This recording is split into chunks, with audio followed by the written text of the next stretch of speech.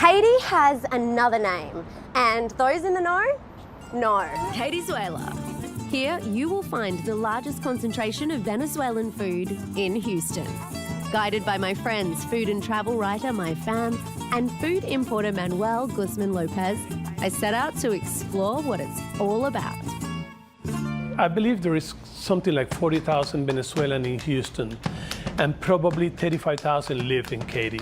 Escaping the turmoil in their home country and forced to leave so much behind, our Venezuelan neighbours here in Houston have held on tight to traditions, flavours and family recipes. And this is the flour that we had, all of the food that we ate today was made with this flour. Exactly, the arepas, it's made like that. We make empanadas, we make pastelitos. Wait, is this the secret? Because I heard there was a secret to making it so light and delicious. Well, always is love, the secret, okay? Love.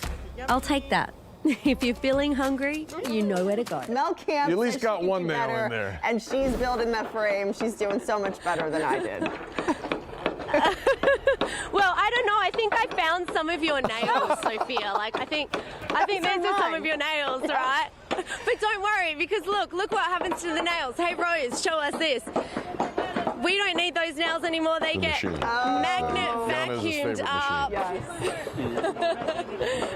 It's so cool. It's part of the safety here. I mean, we, just regular people here at KPRC, we are building a home. We're building some walls for the home. And I mean, there's a lot that goes into building. People, of course, take a long time to become master builders, and we are far from that. And that's why it's so awesome that Houston Habitat for Humanity have their staff on site here, and they are helping us with the build. Isn't that right, Tim? You're providing us with advice that keeps it safe and make sure that we build to code, which is important. Yes, ma'am.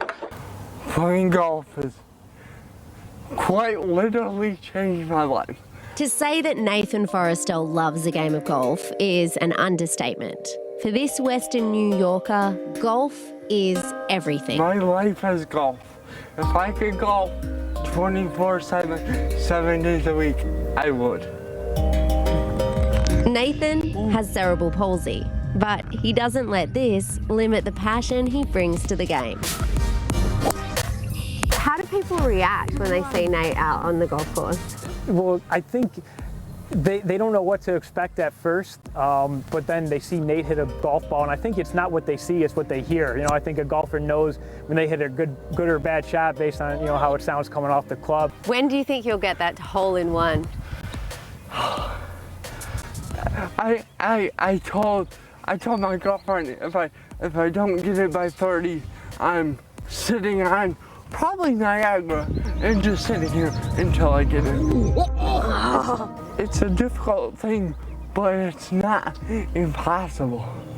Dr. Shaquille O'Neal was in Houston at the weekend for the big opening of his very first big chicken restaurant in Texas, and a bunch of neighbours showed up to celebrate. Houston Life went along for the party, and I got to chat with Shaq about how he will use this restaurant as a platform to inspire kids to reach for the stars. Enjoy Houston. We're at Big Chicken having big fun. Shaquille O'Neal's Big Chicken has its first Texas restaurant. A bunch of neighbours showed up to celebrate, including... You're the Big Chicken around here? Yes, everyone knows Shaq loves Houston. I've been living here 20, 30 years. Well, I can tell you one thing. There was one time he fouled me and I hurt my knee. I was out for like 2 months, but very competitive, just like him in his business. I'm pretty sure that this will be a competitive chicken franchise here in Houston. It is the afternoon at Texas EquiSearch headquarters in Dickerson. Volunteers gather after a morning, doing what they do best. Today we literally just got off of a search with Galvez County Sheriff Department on an apparent homicide case. Literally after he disappeared, his mother passed away and literally died of a broken heart. So, we just want to get him located. The pain that comes with this kind of grief is something Tim Miller knows all too well. In 1984, his daughter Laura went missing. After Laura's body was found, I made that promise to God and Laura I'd never leave a family alone. How much is Laura with you when you're searching? Oh, you're gonna get me choked up a little bit, but you know what? When I would go out there, I'd throw that cross out there where Laura's body is found. And I'd walk up to that cross and I'd say, Lord, please don't hate your daddy, but I can't come out here anymore. I have to say goodbye. I have to put my life back together. And you can believe it or not, I'd be walking away and I'd hear this little voice say, Dad, don't quit, just please don't quit. And if it wasn't for her, we wouldn't be here. There's a place in Magnolia where horse-powered healing happens. Inspiration Ranch.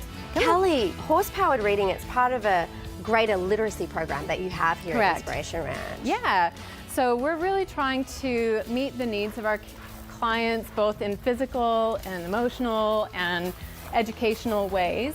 And it's able to help the students to connect with their learning. So Chief has an E on him. He does. This is not his usual attire, is it? No, so this is a good example of one of our lessons. Have you not seen a more beautiful thing in all your life? What is better than a croissant? A giant croissant. This is the woman who is the genius behind this. Maham, how did you come up with this idea? You know what, Mel? Let's grab some coffee and talk about it. I'm down. Let's do it. Maham Qureshi is the owner of Shaka. She and her team bake all kinds of delicious pastries out of Canary Coffee's kitchen in Montrose. And if you're a big croissant lover, Maham has you covered. So honestly, it just stemmed from boredom. I had a long day at work. I was on my computer the whole week. I was like, okay, I gotta go in the kitchen, gotta create something. And I was like, giant croissant. Shaka is the name of your bakery. What does it mean? So for me, shakar is a representation of who I am. I'm Pakistani. In my language, Urdu, shakar means sugar. We make French pastries. I wanted the business to represent me. That's why I picked the name Shakar, which is sugar. Honestly, if Michael Bublé pulled me out like that to sing, I would not sing like that. I would die. Michael Bublé, please, when you come to Buffalo, do not try and sing with me. It would be the end, kaput. Hi, welcome to the show. Melanie, you know, I had no idea that people from Buffalo sounded like they're from Australia. Get out of my face. That is the best Australian accent anyone has ever faked. No. It's because my assistant's here and she's from Australia and she said, is that an Australian accent? Oh my gosh, I love that she's from Australia. I'm a little homesick. I haven't been home for like 3 years. Where is she? Now, did you just do a thing with me where you said, "Don't make me sing, Michael. Don't ask me to sing. I couldn't possibly sing." Yeah, no, I did say that. No, I think I'm going to regret it. No, I did say, please don't make me sing. Then you know what? Buffalo, it's on. Bublé and Melanie, the duet.